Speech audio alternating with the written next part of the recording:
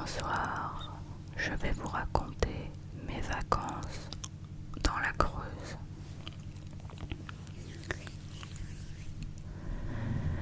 Alors, pourquoi je suis allée dans la Creuse? Déjà parce que mes ancêtres étaient creusois. Je voulais donc ouvrir mes chakras ancestraux.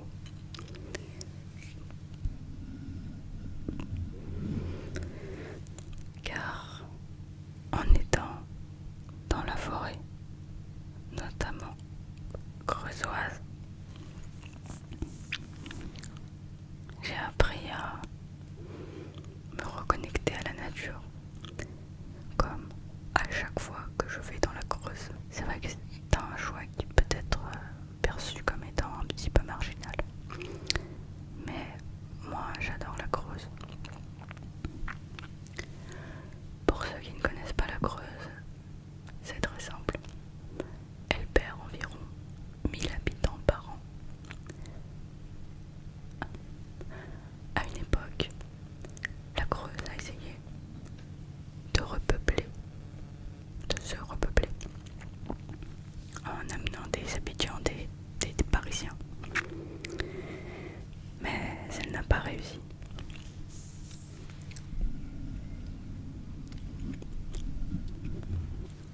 Certains vont à la plage, d'autres vont se ressourcer dans la montagne. Moi, je vais me ressourcer dans la Creuse.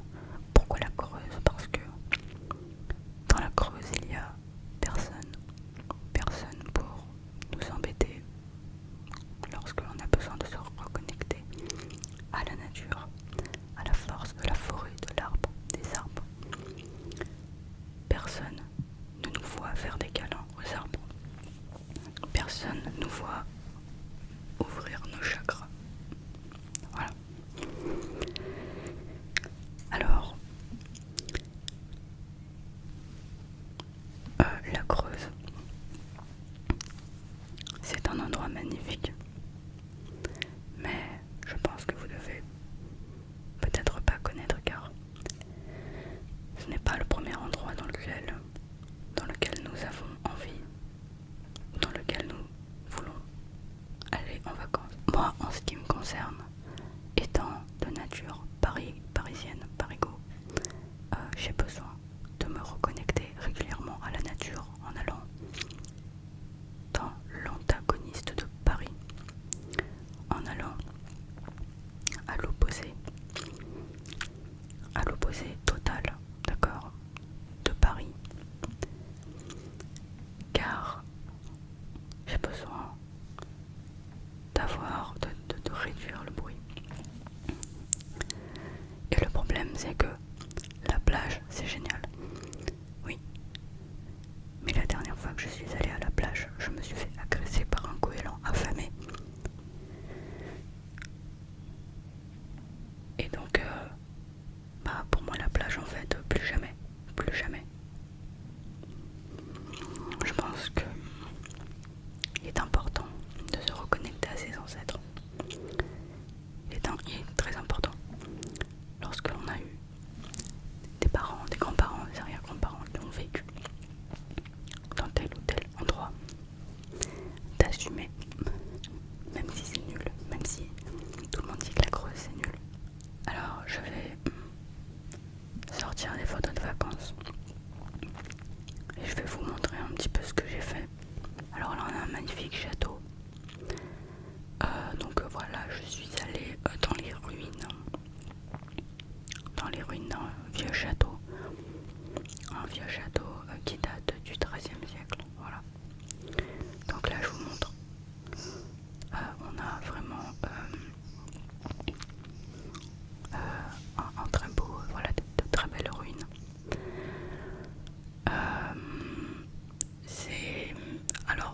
C'est un endroit qui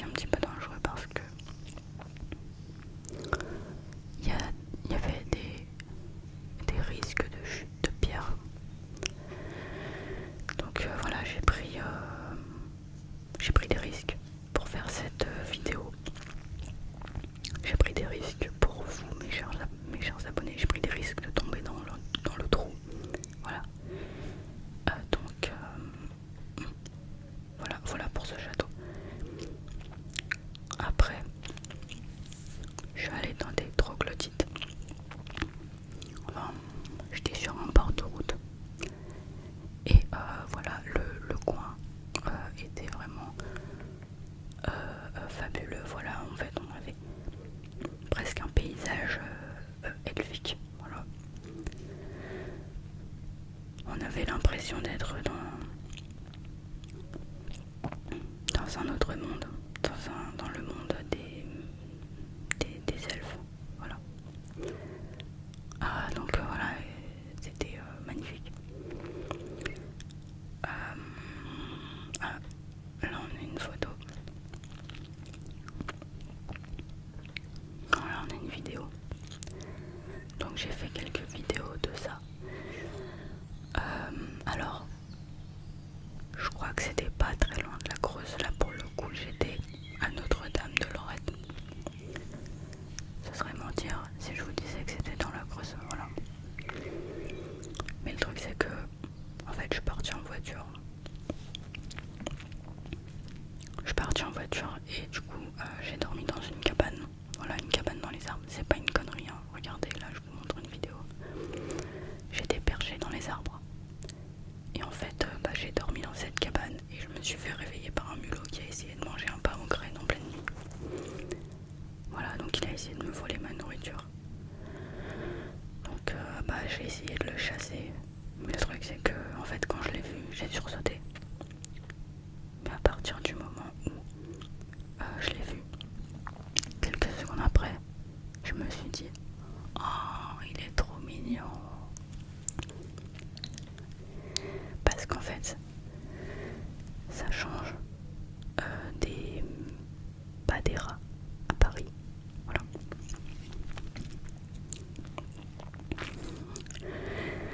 Alors là j'ai eu plein de moutons exquis. D'accord, donc il y avait des mulots, il y avait des moutons exquis, mais il n'y en avait pas tant que ça. Voilà. Donc comme vous pouvez le voir, là il n'y en avait pas beaucoup. Il n'y en avait pas beaucoup, mais il y avait différents types de moutons. Il y avait les moutons ouestans, les moutons drônes et martode et les moutons de Sologno. Donc voilà, au niveau des animaux, il y avait quand même plus de chèvres que de moutons. D'ailleurs, j'ai mangé du chèvre. Voilà, j'ai mangé des chèvres parce que j'étais pas très loin de Saint-Maur-des-Touraines. Et du coup, il y avait pas mal de chèvres et j'ai mangé du chèvre. Et c'est vraiment délicieux. Ensuite, j'ai fait une randonnée dans la forêt de Brenne. Donc là, pareil, j'ai mangé du chèvre. Et c'est dans cette forêt, enfin dans l'une de ces forêts, que j'ai ouvert mes chakras. Je me suis reconnectée avec la nature. Donc comme vous pouvez le voir ici, la randonnée a été incroyable car je n'ai vu personne. Vraiment, il n'y avait personne. Même pas un seul lapin. Même pas un mouton exquis. Il n'y avait vraiment personne. Donc j'ai pu marcher et faire de la méditation. Après, je vous avoue que j'ai eu peur quand même au début. Je me suis dit peut-être qu'il va y avoir des esprits qui vont sortir de la terre. Tout comme d'ailleurs, je me suis posé la question au moment où j'avais vu le mulot dans la cabane. Pour vous raconter en fait cette histoire de mulot. En fait, il était 2-3 heures du matin. Et au moment où je commençais à m'endormir, j'entendais la porte qui commençait à s'ouvrir. J'entendais le loquet de la porte qui faisait ding ding ding ding ding comme ça. Et j'entendais la porte qui grinçait, qui s'ouvrait toute seule. Et en fait moi au début j'ai eu peur parce que j'ai cru que c'était le fantôme. Voilà. Alors pourquoi je pensais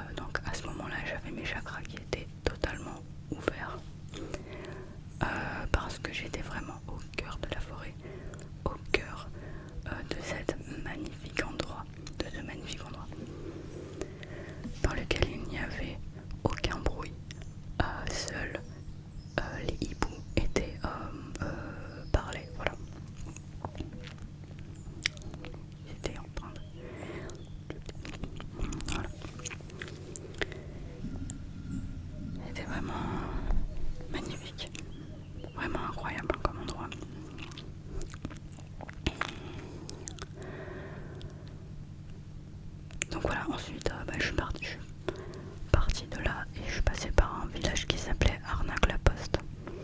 D'ailleurs, Arnac-la-Poste est un village qui existe vraiment, d'accord, ça s'écrit A-R-A-R-N-A-C, plus loin là, donc L-A et plus loin Poste, P-O-S-T-E. Donc en fait, le village, il a tout compris, d'accord. D'ailleurs, je pense que je vais faire une vidéo sur la Poste parce que la Poste, ça va pas du tout. Voilà, on va remettre les choses au clair. Ok. Donc là, alors ça c'est quoi? C'est une photo ou c'est une vidéo?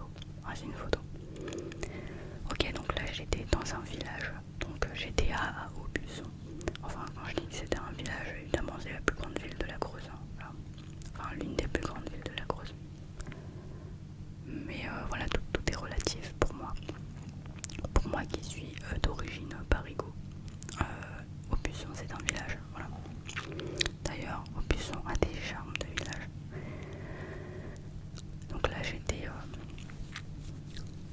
Attendez, est-ce que c'est vraiment Aubusson ça? Je crois que c'était plutôt la souterraine d'ailleurs. Ah non, ça c'était vraiment un village pour le coup parce que ça c'est... Je dis des bêtises, en fait ça c'est la souterraine. D'ailleurs à la souterraine j'ai fait une petite pause pour dormir dans une grotte, voilà. Alors je vous rassure tout de suite, il n'y avait pas de loup, il n'y avait pas de sanglier, il n'y avait rien de tout ça, d'accord. C'était une grotte normale, d'accord, il n'y avait pas normal, il n'y avait pas d'animaux, voilà. Il n'y avait pas de mulot qui grattait dans les toits. Ok, alors donc là après donc j'ai fait un passage à Aubusson, donc c'est là que je me suis arrêtée, donc au village d'Aubusson. Et ici j'ai pu observer la Creuse, d'accord, qui traverse Aubusson, qui est vraiment magnifique. Donc là vous avez un échantillon, d'accord, de cette étape qui était vraiment fabuleuse avec un charme fou, toutes ces maisons. Et il y avait des petites montagnes, voilà, des montagnettes, hein. C'était pas des trucs, voilà, c'était pas les Alpes non plus, mais on sentait que voilà, il y avait de la hauteur par moment. Et puis après, j'ai continué mon périple. Alors, ce qu'il faut savoir, c'est que les gens en Creuse, ils conduisent très mal d'ailleurs, comme partout hors Île-de-France. Les gens conduisent mal. Mais moi aussi, je conduis mal, hein. D'accord. Mais par contre, les autres, ils conduisent très mal aussi. C'est-à-dire qu'en fait, je sais pas pourquoi. Par exemple, si je suis à 80, entre 80 et 90, sur une route de campagne, et les gens vont se mettre juste derrière moi, ils vont me coller le cul. Et ils vont pas me dépasser. Et je comprends pas pourquoi ils font ça. Parce qu'en soi, ils pourraient me dépasser. Parce qu'il y a des lignes discontinues. Mais ils le font pas. Et ils me suivent pendant plusieurs kilomètres comme ça. Jusqu'au moment où je finis par tourner. Et après, ils vont vite. En fait, ce que je comprends pas, c'est que ils arrivent en trombe comme ça, derrière moi. Donc forcément, ils étaient à plus de 100, enfin ils étaient à 100 km/h, quelque chose comme ça. Et après, ils ralentissent, ils restent derrière. Mais si t'as envie de dépasser, dépasse. Fais pas le con en fait. Voilà comment se comportent les gens, voilà comment conduisent les gens. Et le truc c'est que moi, je fais la même chose. Je fais la même chose. Putain, je suis comme tout le monde. C'est quand même effrayant de se dire ça. Bref. Donc voilà. Avant de retourner à Paris, je me suis perdue dans les champs. Et puis voilà, j'ai vu des vaches. Donc voilà, il n'y avait pas de moutons exquis. Mais j'ai vu des vaches et d'ailleurs, elles m'ont regardé très bizarrement.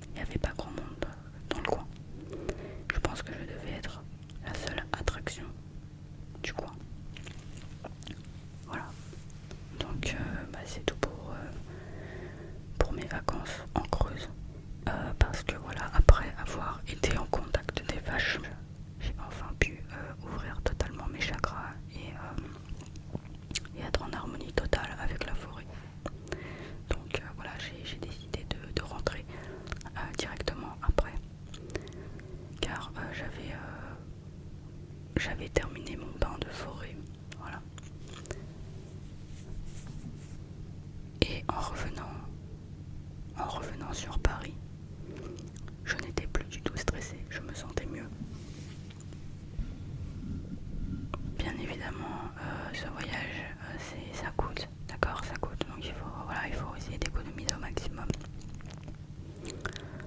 C'est pour ça que voilà, j'ai dormi dans des endroits vraiment, voilà, très peu coûteux. Donc voilà, la grotte et la cabane dans les arbres, voilà, qui étaient vraiment les logements les moins chers du coin. Voilà. Donc si vous voulez dormir pour pas très cher en Creuse, voilà, n'hésitez pas à aller dans ce genre dans ce type d'habitation qui ne vous fera pas de mal, je peux vous en assurer,